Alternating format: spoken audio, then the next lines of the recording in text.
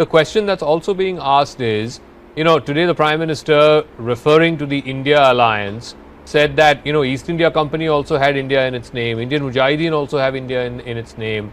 Doesn't mean that any of these organizations speak for the people of India. So just because having India in your name doesn't mean you become representatives of the people of India or the voice of the people of India. How do you respond to that? How does the opposition India alliance respond to this attack? I think it is really the Honorable Prime Minister's statement is disheartening, disappointing, derogatory, and hence it is deplorable. Absolutely deplorable.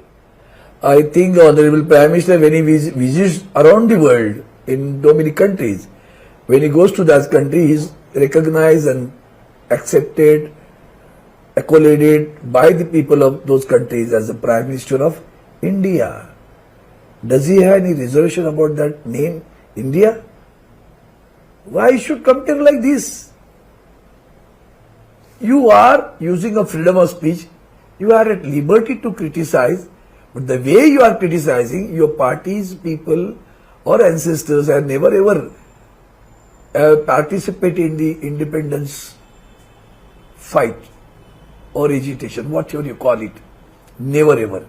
Still you say like this. It's really, really deplorable, disheartening too, and unbecoming of a Prime Minister of India making such statements. It's really unbecoming of a Prime Minister of India. Anyway, then they always play the politics of division. They love to play the divisive politics, and by division only they do not want India to be united. Our India is united, is inclusive of everything, and that is what we should understand. And therefore, the present situation, Manipur, when we have moved a motion that is known as the adjournment motion, one must understand the precedence of the functioning of the parliament and the tradition of the parliament.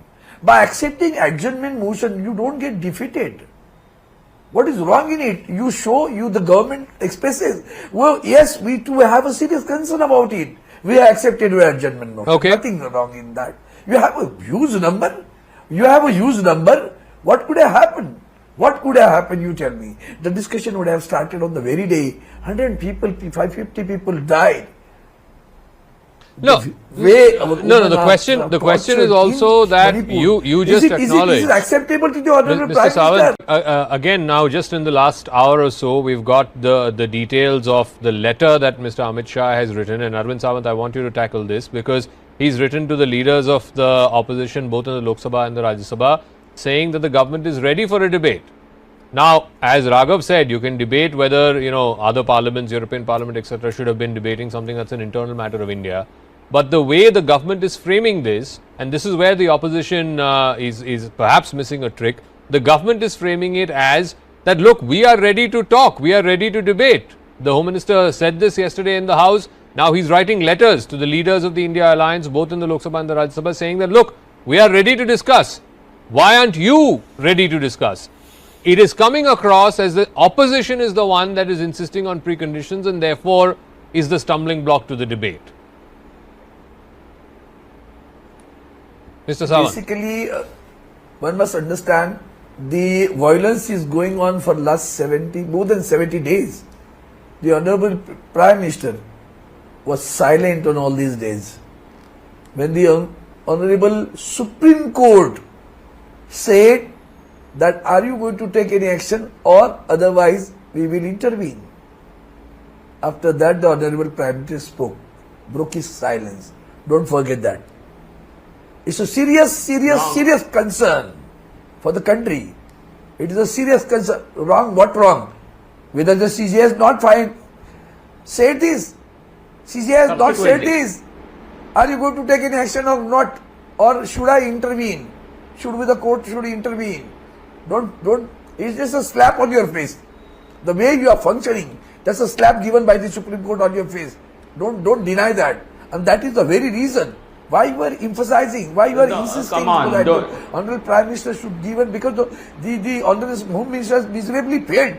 Even after he visited the Manipur, the violence did not stop.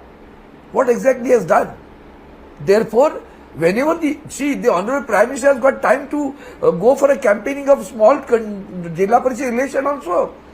He doesn't have time to speak on this issue. Is it not burning? It's a border state. China border is there. I had been to Manipur. That's the reason I'm speaking, sir. It's a very serious, sir. And therefore, we are in it's not the, what you are using the word blackmail. What do you mean by parliament then? To request that the late Honorable Prime Minister come, because you always talk about Sabka Saath, Sabka Vikas, Sabka Vishwas. Where is that Vishwas? You already lost the trust. Look at the South India. The entire South India, kal tak you were saying that Congress-mukt Bharat, they have made a BJP-mukt South India. Don't forget that. Don't be arrogant, don't be adamant also. What is there anyway, let's not digress into that. Let's stick to what's happening in Parliament or what's not happening in Parliament and the issue of Manipur. But GVL Narasimha Rao, please respond to that.